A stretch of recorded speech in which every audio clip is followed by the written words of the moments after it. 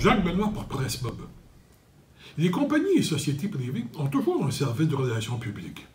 Des gens qui savent bien se présenter et présenter leur patron-employeur sous leur meilleur jour.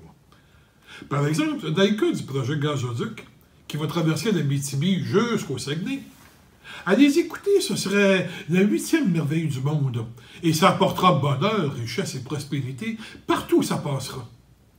Évidemment, sur le terrain, les gens qui vivent et habitent le milieu convoité savent que la réalité est bien différente. Et quand ils tentent de l'expliquer, non seulement ils ne sont pas écoutés, mais ils sont parfois bousculés. Écoutons ce qu'en dit Yvan Dobasca, paysan nomade et citoyen de l'Abitibi.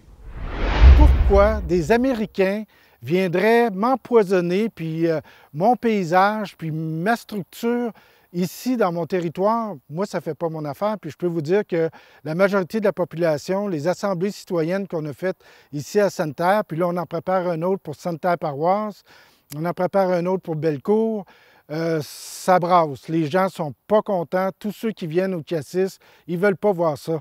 L'idée d'avoir le Québec séparé en deux par une pelouse de 30 pieds de large qui va être là pour le reste des temps à peu près, nos animaux vont faire comment? Les 2400 camps de chasse qu'il y a entre Sainte-Terre et Saguenay, ils vont faire comment pour aller en 4 roues à leur camp de chasse? Ils vont faire poser un ponçon par-dessus? Qui va payer le ponçon? La compagnie ou moi? Ici, à Sainte-Terre, on vit avec les pourvoiries. J'ai 3 de mes cousins qui ont des pourvoiries d'ici à Presse. Comment ils vont faire pour faire venir le client aller se promener en 4 roues partout quand les chasseurs vont avoir à traverser cette belle ligne verte-là en plein milieu de la forêt? C'est comme un non-sens. Tous les champs qu'on voit ici devant nous, c'est tous les champs de mon ami. Les gens de la compagnie GNL, Gazoduc GNL, sont venus le rencontrer parce qu'ils veulent passer le gazoduc sur ses terres. Dans le coin complètement à droite, là, ils veulent sortir le gazoduc dans ce coin-là. Puis ils traverseraient en diagonale devant les maisons qui sont enclavées dans les champs. Puis ils viendraient finir ici en diagonale derrière la ferme là, à gauche. Ils sont arrivés en commençant la discussion avec un chèque sur la table, ce qu'ils ont trouvé complètement grossier. Trouvaient que c'était déplacé de mettre de l'argent sur la table quand il n'a même pas demandé la permission pour rien. Et puis, ils ont discuté un peu de qu'est-ce qu'il allait faire. Il a expliqué le projet. Lui, il avait des grandes réticences. Il ne voyait pas du tout l'utilité d'un gazoduc dans la région. Et puis, la compagnie était mettait beaucoup de pression sur lui en disant que c'était seulement une permission pour passer pour 2 ans pour aller prendre l'échantillon de la faune, de la flore. Ça l'inquiétait beaucoup, parce qu'il y a beaucoup de petits-enfants. Ils ne voulaient vraiment pas voir le jour de ça sur ces terres. Ils cultivent des terres biologiques ici en région, qui sont un centre migratoire très important parce qu'il y a beaucoup de grains, c'est un producteur de grains. Durant la discussion, ils sentaient le ton monter, puis la possibilité qu'on va le faire pareil de toute façon. Le gouvernement va nous donner la permission de passer, puis l'argent, ben, tu ne l'auras pas pris, c'est bien, tant pis pour toi. Là. À mesure qu'ils voyaient qu'ils n'étaient pas intéressés à voir un pipeline passer sur ces terres, eux autres, ils ont commencé à voir que là, il faudrait qu'ils mettent de la pression. C'est évident qu'ils n'étaient plus là en ami, ils étaient là en businessman, puis ils étaient là pour le faire signer. Les contrats étaient déjà prêts avec le chèque qui était sur la table, puis la discussion était très forte. Ça a fini presque en claquant en porte en disant « bon, on ne te reverra plus ». C'était clair là, que la compagnie, quand il a dit « tu ne nous reverras plus », c'est autrement dit, tu viens de laisser passer l'occasion du chèque qu'on te présente dans les mains. Puis les prochaines décisions, ils vont se prendre sans toi. Il s'est senti méprisé, en tout cas, dans son droit terrien.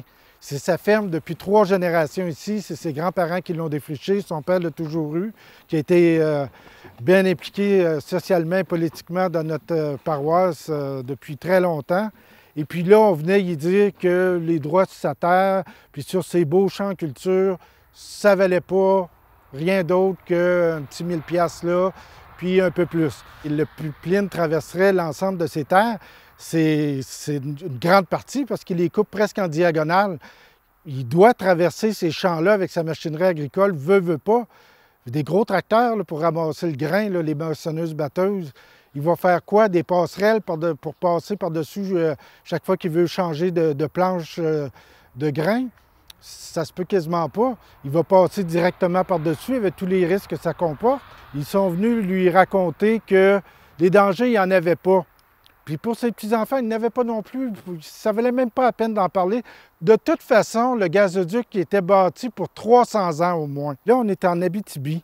En Abitibi, là, c'est pas le Texas. On est sur la glaise. Tous les champs ici de mon ami, là, c'est tout de l'argile pure, à 1 mètre sous terre. Qu'est-ce que vous pensez qui arrive au gel puis au dégel? Il n'y a pas rien qui résiste à ça. Nos tuyaux, on a de la misère à enterrer nos tuyaux d'eau à 6 pieds pour pas qu'ils gèlent l'hiver. Il ne faut pas que les voitures passent dessus ni rien. Puis eux autres, ils vont nous faire croire que ça ne va pas briser, ça ne va pas traverser nos rivières puis nos champs, puis ça ne travaillera pas l'hiver, eux autres, là. C'est incroyable. On a fait des assemblées citoyennes qui ont fait suite aux démarches de la compagnie un peu déplaisantes d'inviter les gens au Forestel à Val-d'Or, d'aller voir des beaux petits kiosques comme si ils allaient nous vendre des produits du marché public le dimanche. Mais là, ils nous vendaient le salade, là. Mais quand on posait des questions privées, là, il n'était plus question d'avoir des réponses, il n'y en avait pas.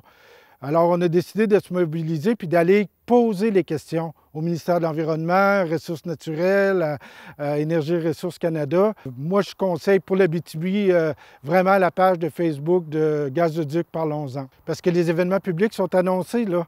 Alors, c'est une très bonne manière de suivre un peu ce qui se passe, puis de venir aux assemblées publiques quand on annonce une et surtout d'aller poser vos questions à vos conseils municipaux. Allez à tous vos conseils municipaux le mois prochain, dans 6 mois, dans 1 an, puis continuez à le demander, c'est quoi la position de la municipalité sur ce projet-là? Est-ce que vous allez laisser passer ça ou vous allez vous opposer? C'est votre droit de citoyen, c'est notre droit de poser la question.